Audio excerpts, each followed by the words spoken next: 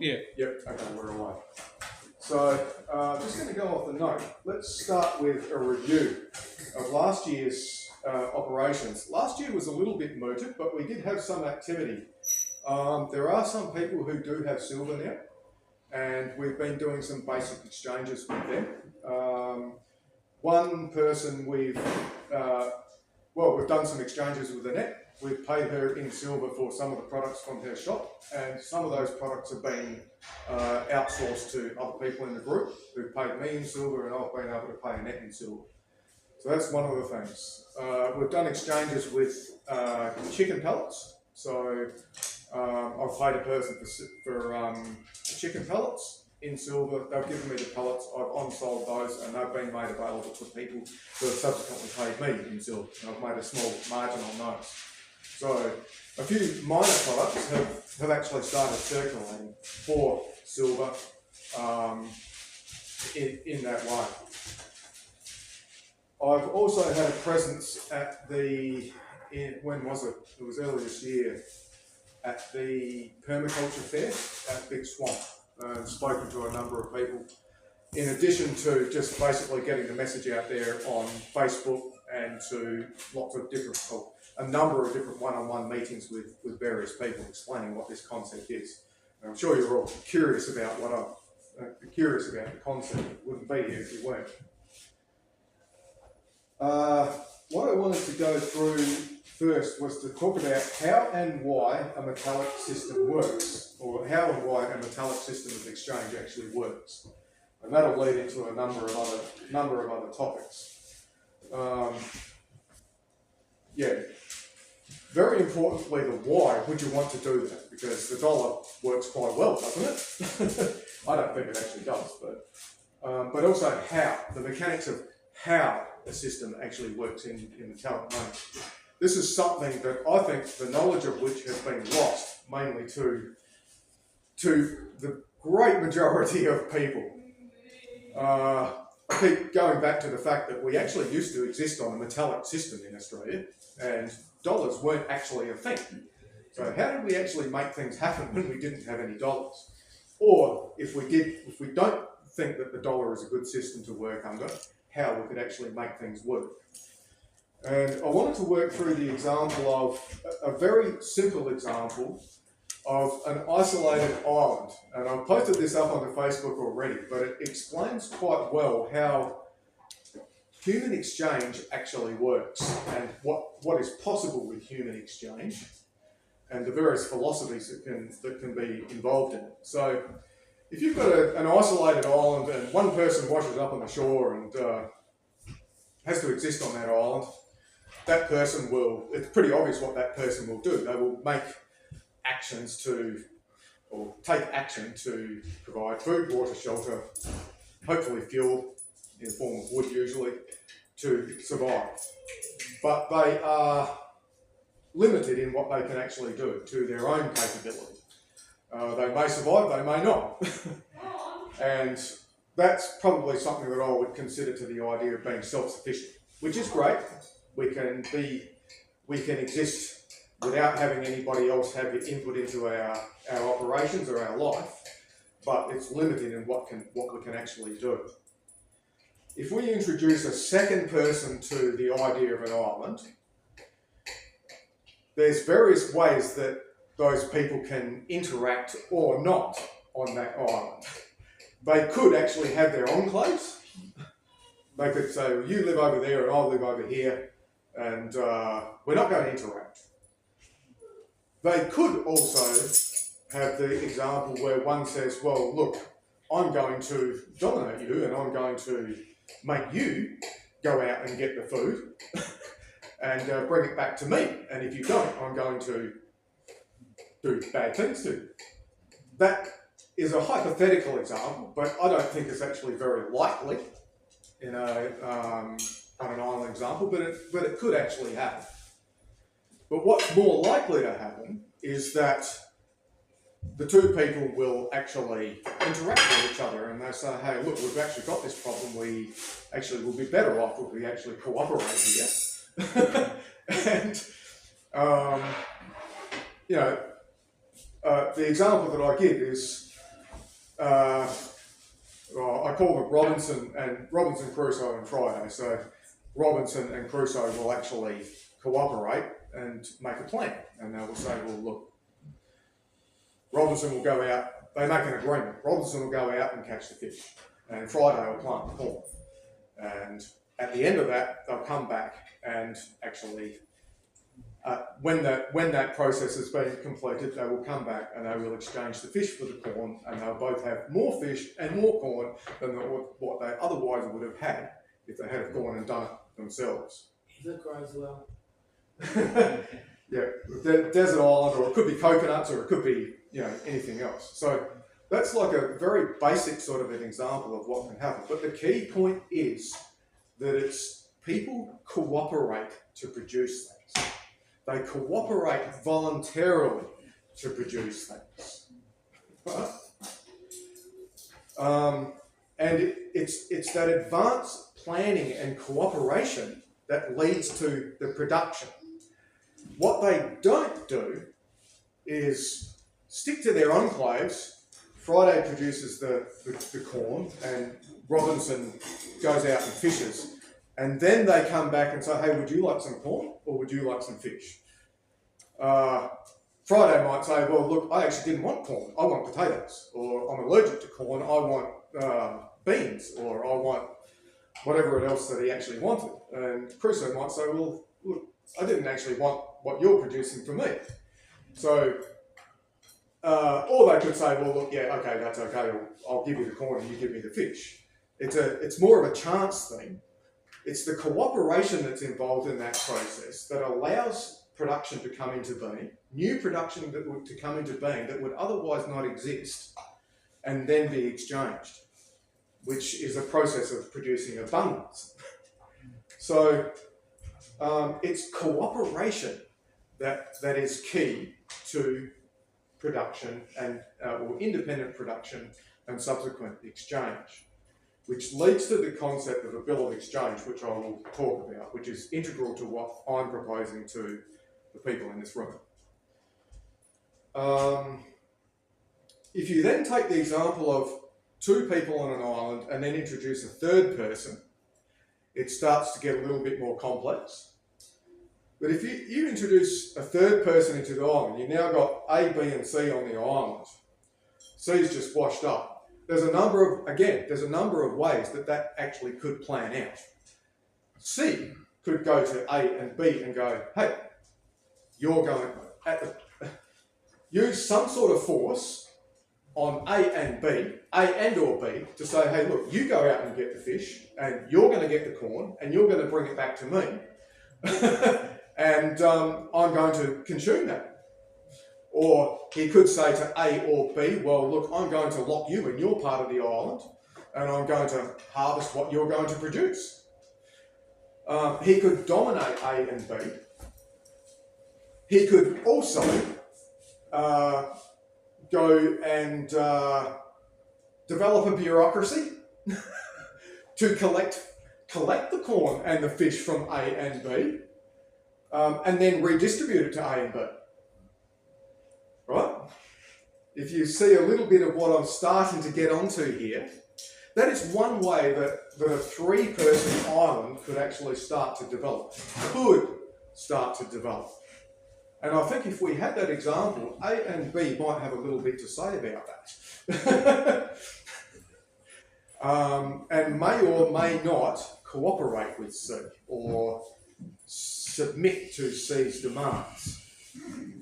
That is actually a way that human exchange could actually operate. Alternatively, C could say, hey, look, I'm really good at collecting coconuts, and or I'm really good at foraging. We'll go out and get mushrooms or whatever. I'm really good at collecting coconuts. Would you like some coconuts? And A and B go, yeah, we like coconuts. We're producing corn and fish. Let's make an agreement. You collect the coconuts, and at the end of the day, we'll go and exchange that. So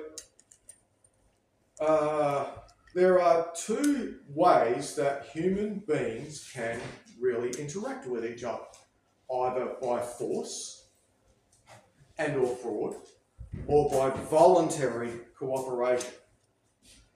And either of those scenarios can actually work out on any theoretical or hypothetical example of how people can actually interact at the most basic level. There are other ways as well they could involve various levels of fraud, but the basic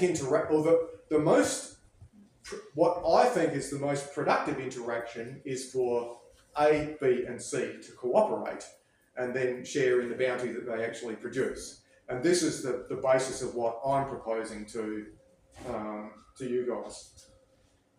The way that they do that is by cooperation agreed ahead of time. Hey, I'm going to produce something. I will exchange it with you in a future time.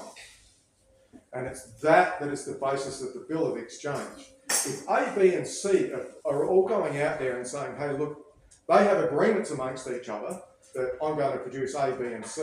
Friday produces the corn. Friday could say, halfway through that process, when the corn's halfway up, he could say, look, I don't want corn anymore. I've decided I want potatoes. Would you like to grow some potatoes?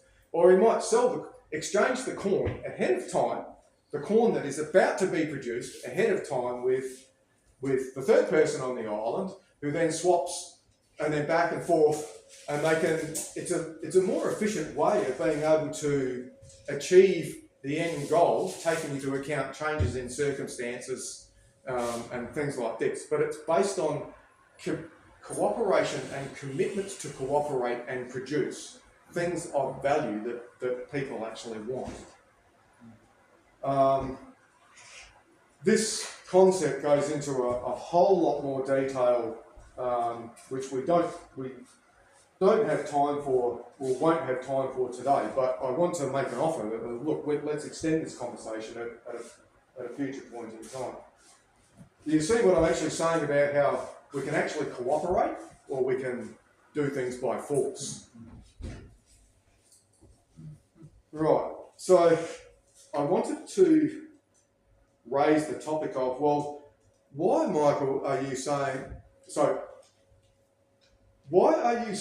that the dollar is such a big problem? I mean, the dollar there's a dollar, there's a $10 note.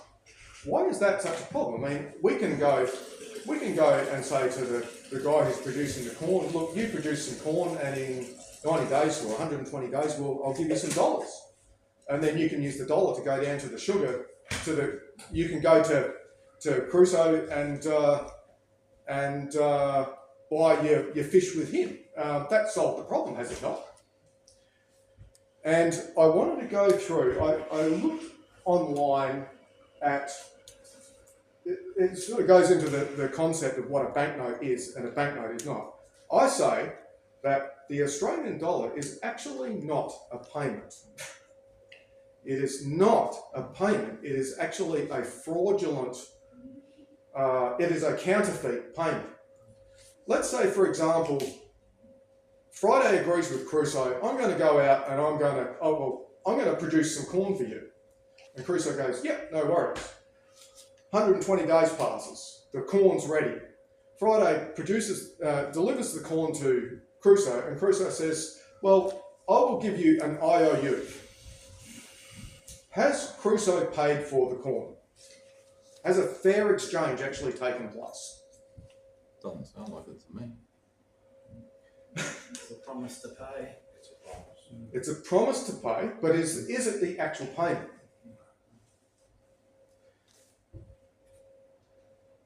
Let's have a look at the history of the inscription on the Australian dollar. Formerly, actually, it was a pound. Going all the way back to 1864, on the inscription on the Australian pound note, which was privately issued and privately circulated without too much involvement in government, it said, this is a promise to pay the bearer on demand the sum of £1 in gold. That's what was actually written on the face of the note. A promise to pay in a physical object. So that banknote was not the payment, it was a promise to make payment.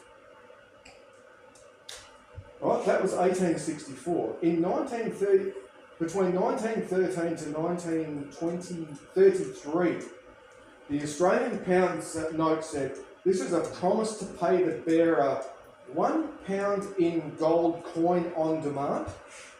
Okay, it's changed a little bit. It now says gold coin, which was the gold sovereign at the time. It's probably still tolerable. You then go, when they removed the gold sovereign from circulation, particularly after World War I, in 1936, the note said, "This note is legal tender for £1." So it's still a note. A note is a promise. A note is also known as a bill. Note and bill are interchangeable, but it's still a promise. It's a note, but it's going to give £1. But does it say in gold? Right? So it's changed the nature of what that banknote actually is. It is no longer a promise to deliver a physical good. It is a promise to deliver another note. In 1952, it said £1 legal tender. So it has been changed from a note to legal tender. We know that the law is force, and legal tender means that you must accept this. So we've gone from, I'm going to pay you, this is a promise to pay a physical object, which is actually gold, to you must accept this. And if you don't, you're going to be forced to accept. Then it goes to, in 1966, we changed to dollars, from pounds to dollars. It said, legal tender throughout the Commonwealth of Australia, and it was now issued by the central bank, the RBA. So it's gone from being what was something originally a private issue, now it's issued by a central bank. It's issued by government. It's not a private issue or a promise from a person, it's from this organisation which operates by force and fraud. It stayed that way for quite a while till 2018. Most people haven't actually noticed, but there was a further change. In 2018, it was changed to say legal tender throughout Australia. And that's what's written on this note. Legal tender throughout Australia. It's claiming that this is the actual final payment. Is it the final payment? Hell no, it is not. It is a fraudulent bill. Right? And then we go into digital money, and then into all sorts of further things that are being proposed. What about the 1973 thing where they, basically changed it to a corporation, registered Australia as a corporation? I'll be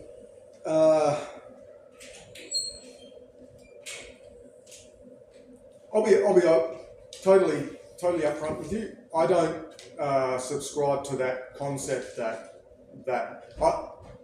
I don't. What would you say? I don't subscribe to that concept. I don't think it matters too much.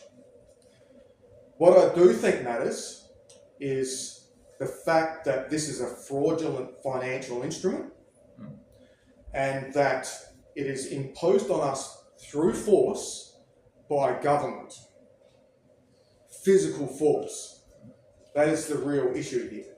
So, I'll be quite upfront. I do not subscribe to that concept that Australia is a corporation, that the Australian government is illegitimate. I do say that the Australian government is illegitimate, but not because they've listed themselves as a corporation, which may well be true.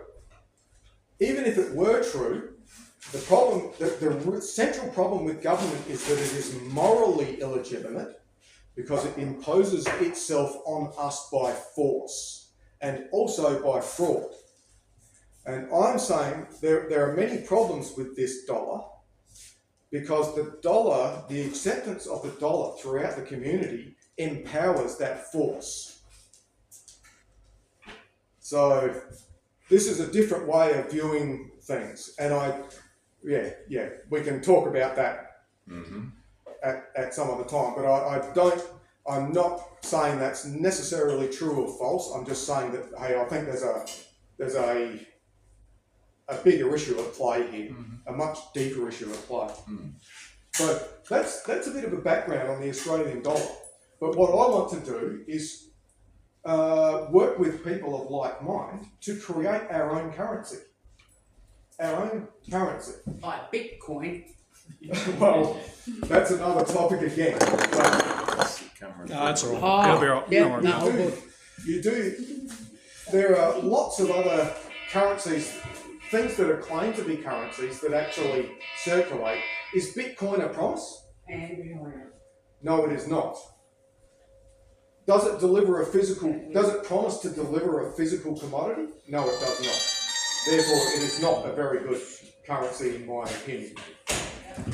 One of the most important concepts to understand is that money, as it exists in a metallic system, has two components. It has a credit component and a money component, both of which are completely intertwined, but are also completely different concepts. One, the money itself is a physical commodity. It's the gold and the silver coin, sometimes copper as well. And the currency, which is the banknote, is a promise, a credible commitment and sure, well, it's a sure commitment to pay in a physical commodity known as gold. And that concept can help us distinguish what actually is a valid currency and what is actually not. Bitcoins, those other currencies are also not very stable as well. So, which leads me on to the question of why. Why would someone want to come out and be so bold as to say that the Australian currency itself is actually fraudulent and want to work with a group of people to create an alternative? Why? Well, for starters, if we exchange with physical goods, this being the best of them, two of the best of them actually, we can be free of tax. People don't understand the amount of power that we give away when we exchange this with our neighbour. There are people in a central bureaucracy who can issue this. They don't print it, they issue it as a promise to procure the tools of our own enslavement. If we exchange like this, we can only be taxed to the extent that they can physically, first of all, know about it, and secondly, come and physically take that away from you. That is a whole different ballpark and a completely different proposition. So exchanging gold and silver is free of tax. That's something that I personally despise. It's also free, the production in a metallic system is free of regulation, again to the extent that the regulators cannot and do not know about it, and to the extent that we declare it. And of course we don't, because we're free people, right? So it's free of regulation. If we produce if I'm producing, well, there's lots of examples, but if I'm producing just vegetables, even vegetables are regulated. You've got to have a certain level of, there's a whole series of rules that you've got to comply with. In a metallic system, those regulations don't apply. We write the rules and we set what the standards actually are for food safety, and we decide what gets grown, under what circumstances and how. So it's free of regulation. The next thing is it's unsurveillable. It is truly private. The power of taxation is in knowing your exchanges. Yeah, but it's not that much tax, really. If we knew, yeah. Don't trigger me. He's got it right there. So it's unsurveillable. This is part of the problem with the digital world that we live in. It's all surveillable. You can't escape the tax, but you can with this. right? And that's why prior to, we did actually have a large degree of freedom when we had a free metallic system and a free system of exchange. Okay, it prevents wars. When the central bank can counterfeit the money and issue dollars that will be accepted by suppliers, they can start wars. And there's nothing we can do about it. The amount of power that we give away, this is unbelievable.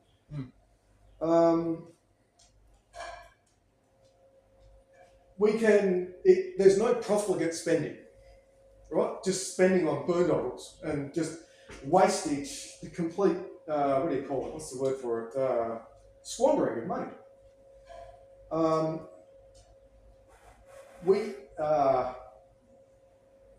The other advantages of this is that we can resolve our own disputes how we see fit. If there's a dispute amongst us or amongst people of free mind, if there's a dispute, as will inevitably arise, we solve that problem. We don't appoint someone else, a third party, to come and try to solve that problem. We solve it. And I propose that we start our own group and we write the rules how we produce an exchange and what we do if we have a dispute. And that's something that I want your guys' input from, as hopefully people that I will engage with. So we write the rules. We effectively create our own law.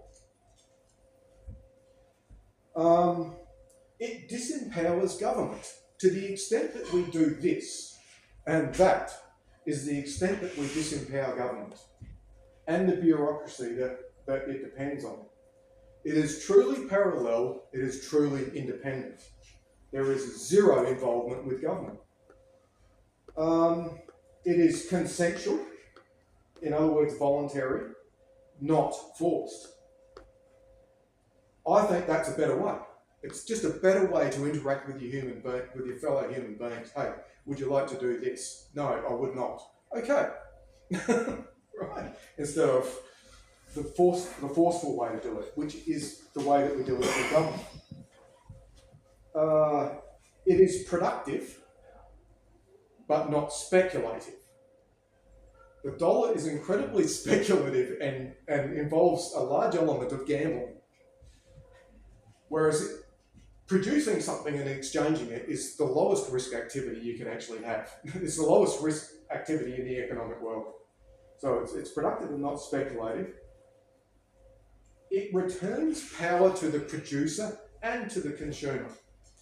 Because the consumer is deciding what gets produced by prior agreement, and the producer has the power to produce it and not be robbed along the way.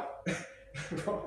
The power to decide what gets produced and how. It returns that power. There's a lot of discussion about, the farmers this, the farmers that, the farmers don't have control over their own operations because of government, which is empowered by this.